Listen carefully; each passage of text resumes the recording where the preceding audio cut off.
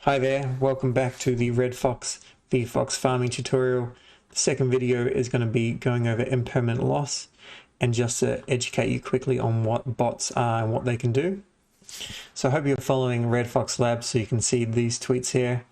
This says when everything's going live. So basically when this block hits, the pool will go live and we'll be able to purchase the VFOX. And then an hour afterwards, you can actually put your two tokens into the pool and start getting some rewards. If you want to see what the current block is, just go to the Binance Smart Chain Explorer, bscscan.com, and it will show you the blocks. So we still have a little bit of time, and this just auto updates. So in this document here, which is on the official RedFox, RFOX.finance website, it kind of goes over everything regarding, liquidity and adding liquidity. Should you be staking? Even a little bit on impermanent loss, I believe. So under DeFi risks, you'll see impermanent loss. You can watch this video if you want to find out a little bit more about it. So we'll just have a quick look at this person's address. This is not my address. This is just one that I found. If you go to yieldwatch.net, if you hold enough watch tokens, which this person does, you'll be able to see all their pools and their positions. So at one stage, they deposited 53 Ethereum and 210 comp. More people were buying Ethereum. As you can see, there's a decrease in Ethereum, and then they're selling comp. So now they've ended up with 241 comp and current tokens, 46 Ethereum. If you look at the hodl value versus the current value, if they were just hodling, they would have been in a better position.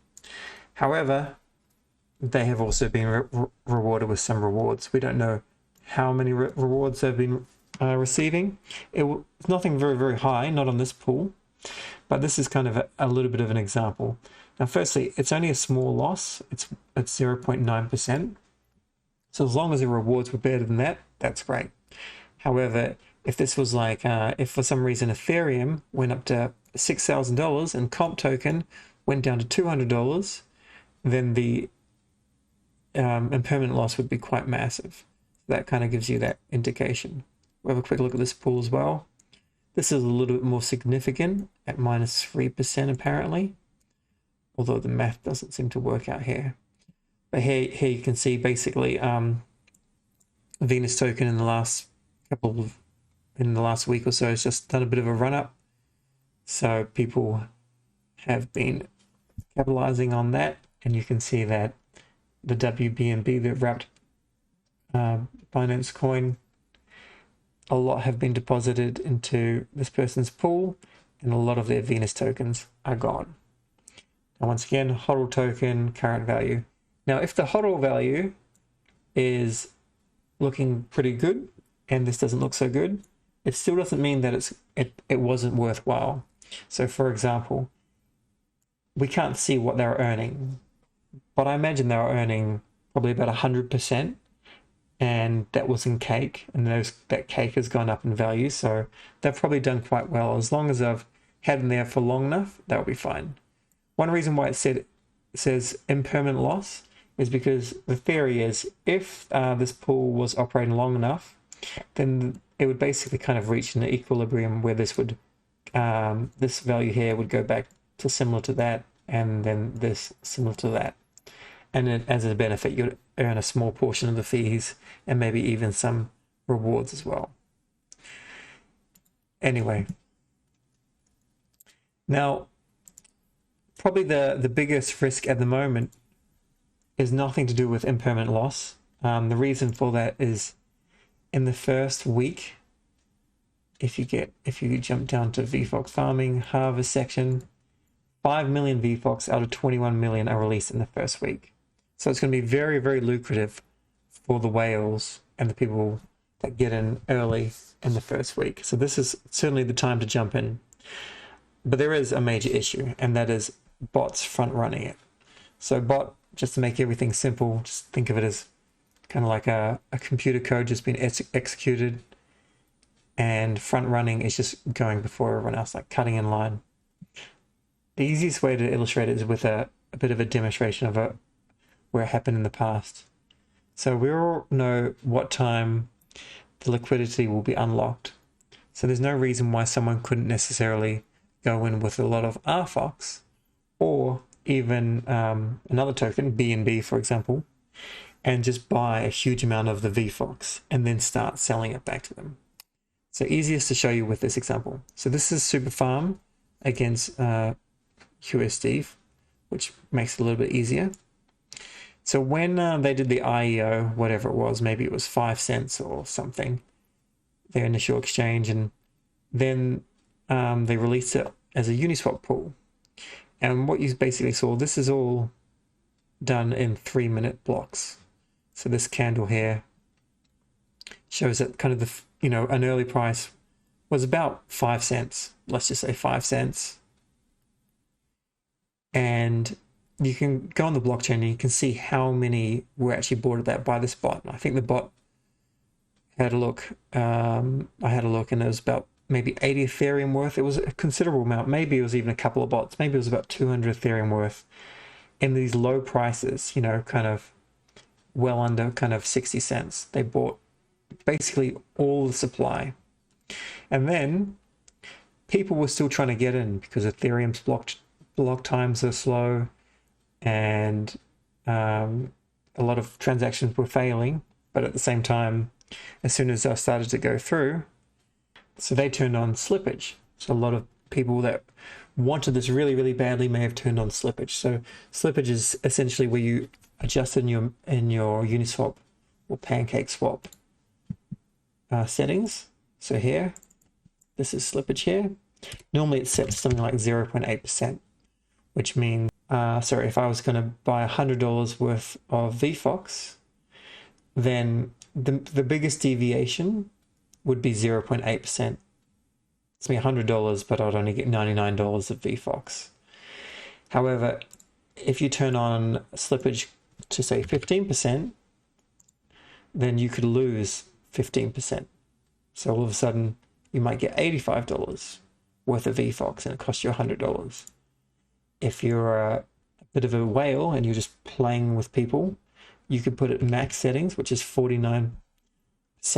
As you can see, it's front run, and they'll just suck the liquidity out. So you'd maybe only get 49 tokens as an example, whereas normally it would buy 100.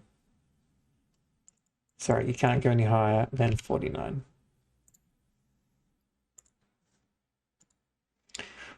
Anyway, what happened back here is the bots bought it, and people should have been able to get in about $1 or less. But the bots bought it straight off, and then they just started selling it back. And you can see this is 12 minutes. So 12 minutes had gone by, and people were paying $3. So it had gone from 5 cents to $3. And then it started to kind of crash down. And that could potentially happen with any liquidity pool, and it may happen with RFOX, VFOX liquidity pool. So at launch, it should be 1 RFOX will get you 2 VFOX, but a whale can come in with slippage turned on, and then they can buy up. Maybe they put in, $200,000 or something quite significant.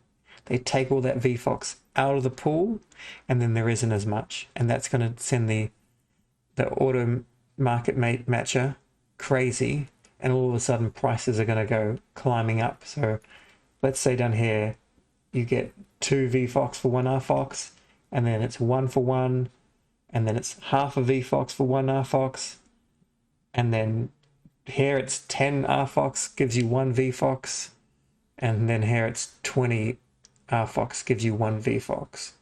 We could have that situation potentially. So you just got to be aware of that. And if the price is not what you're willing to pay, just don't pay it. In which case, you'll let the price kind of come down. Or if you're going to get involved, you'll only get a small amount in, maybe your dollar cost average in. Now I know when you look at the supply, and how it's going to be the first week, it's going to be so lucrative. And there will be people with, staking $1 million worth of RFOX, and they're going to get the majority of the rewards for sure. And they could definitely play this with the people with very, very small amounts. But nevertheless, it's a whale's game at the moment, and that's just a reality. So just be very, very aware of that. Don't overpay for something. Don't FOMO in. And if you are going to change your slippage, just be aware of what it is. The other thing is, how would you normally buy your preferred project? Like, you'd probably buy it as a dollar cost average. You buy a little bit every week, maybe every day. Maybe with something like this, you literally have to go to the charts and you have to just have a look and see what the price is every couple of hours while you're awake, if you're really, really interested. You put in $100, and let's say it gets you 10 VFOX, and then it goes down to 5 VFOX, and then it goes up to 20 VFOX. Maybe you buy it when you can just more bang for your buck, and you start to add that to the pool. So that's something to consider. Don't wreck yourself. Be aware of the bot. The bots will likely exist because they know exactly when it's gonna come out. So I know it is a good idea to have the exact time when something is released. However, having the exact time and block height on when it's released is really, really good for the bots. So I hope I'm wrong, I really do. But if I'm not, just take it easy, don't get wrecked, and stay tuned for my next video if you're unsure on how to farm.